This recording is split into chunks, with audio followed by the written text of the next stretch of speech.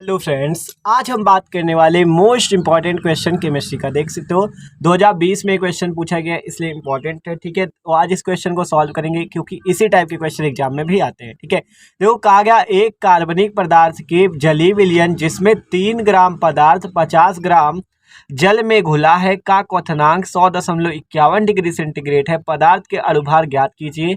अणुभार आपको यहाँ पे ज्ञात करना है। ठीक है, अणुभार कह रहा है ज्ञात कीजिए। जल का Kb बराबर 0.51 डिग्री सेंटीग्रेड मोलर इनवर्स है। तो आपसे कह रहा है यहाँ पे इस क्वेश्चन पे कि कार्बनिक पदार्थ का जलीय विलयन जिसमें 3 ग्राम पदार्थ है, 50 ग्राम जल में इसको घोला गया है और आपका पदार्थ का जो क्वथनांक है 100.51 डिग्री सेंटीग्रेड है। पदार्थ का अणुभार आपको ज्ञात करना है। तो भाई क्वेश्चन मोस्ट इंपॉर्टेंट है। ठीक है, और एग्जाम में भी पूछा जा चुका है तो और ज़्यादा इंपॉर्टेंट हो जाता है। ठीक है, तो चलो आज इस क्वेश्चन को हम सॉल्व करते हैं। तो प्लीज़ वीडियो को लास्ट तक देखना। चलिए देखते हैं। कह रहा है पहले देखो क्वेश्चन को पढ़ते। कार्बनिक पदार्थ जलीय विलयन जिसमें 3 ग्राम पदार्थ, 3 ग्राम क्या है पदार्थ है, मतलब कि विलेय। सीधा सीधा मतलब समझो विलेय। क्यों इसको विलेय कह दिया? क्योंकि ये किसमें, जल में घोला गया है। जल में क्या है, घुला। जल आपका क्या हो जाएगा, विलायक। जल क्या हो जाएगा, विलायक। मतलब जो घुलता है, देखो जो घुलता है। देखो और एक चीज से और समझ सकते हो, जो मात्रा में ज्यादा हो वो आपका विलायक। देखो 3 ग्राम है और ये 50 ग्राम, 50 ग्राम वाला ज्यादा है ना, तो ये क्या है, विलायक। सीधा सीधा इतना मतलब समझ लो, जो ज्यादा होगा वो विलायक होगा, जो कम होगा वो विलेय।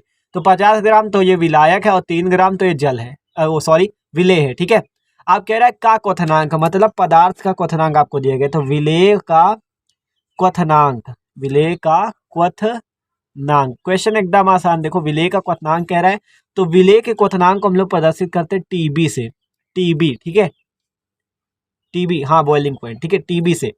तो टीबी इक्वल टू कितना हो जाएगा, 100.51 डिग्री सेंटीग्रेड। ठीक है, 100.51 डिग्री सेंटीग्रेड। ठीक है, तो टीबी का मान 100.51 डिग्री सेंटीग्रेड हो गया।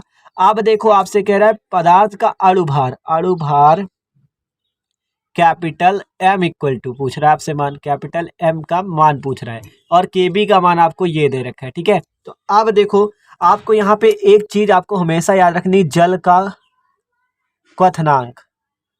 जल का क्वथनांक आपको याद रखना पड़ेगा। क्वेश्चन में कभी कभी नहीं दिया होता, जैसे इसमें नहीं दिया गया जल का क्वथनांक। तो ये जो होता है इसका मान होता है टीबी नॉट इक्वल टू 100। जल आपका विलायक इसलिए टीबी नॉट और ये आपका विलेय तो इसलिए टीबी। ठीक है, तो क्वथनांक आपका जल का क्वथनांक कितना होता है ये आपको याद रखना है। ठीक है, जल का क्वथनांक कितना होता है, 100 डिग्री सेंटीग्रेड। ठीक है, इसका क्वथनांक कितना होता है, 100 डिग्री सेंटीग्रेड। तो ये वाला मान आपको याद रखना पड़ेगा। ठीक है, तो देख सकते हो हमें क्या क्या दिया गया, 3 ग्राम पदार्थ 100 ग्राम जल में घुला है, विलेय का क्वथनांक, इसका अणुभार निकालना और आपको जल का क्वथनांक भी हमने बता दिया। ठीक है, आप देखो हमारा फॉर्मूला होता है, हमें अणुभार निकालना है। कैसे निकालेंगे, डेल्टा टीबी का फॉर्मूला एक होता है केबी इंटू एम। ठीक है, ये आपका फार्मूला होता है।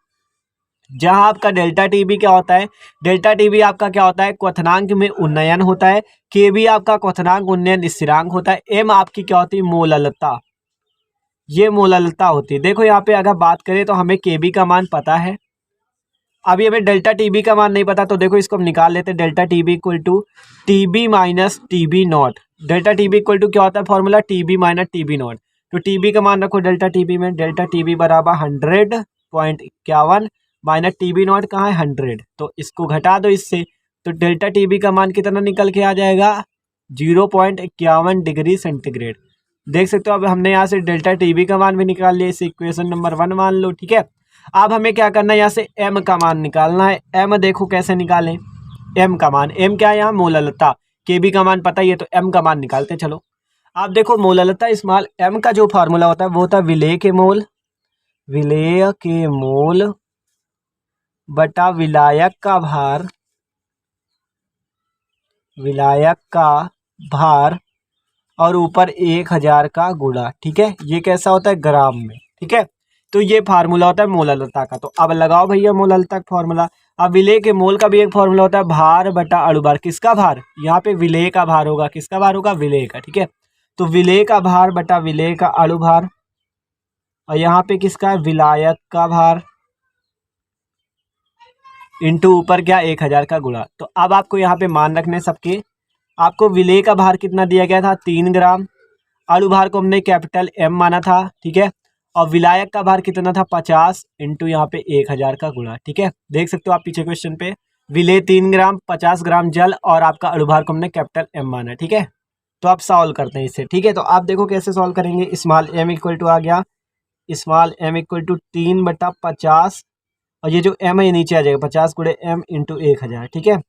अब 50 से 1000 को काटो, कितना आ जाएगा 50 दूनी 100 और 0 20, ठीक है। यहाँ पे 20 आ गया, 50 से 1000 काटा तो अब गुणा कर लो 20 का 3 में, 3 का 20 में गुणा करोगे तो 20 3 या 60, 60 बटे कैपिटल M। कैपिटल M क्या है यहाँ पे, अणुभार। स्मॉल m क्या है, मोललता, ठीक है।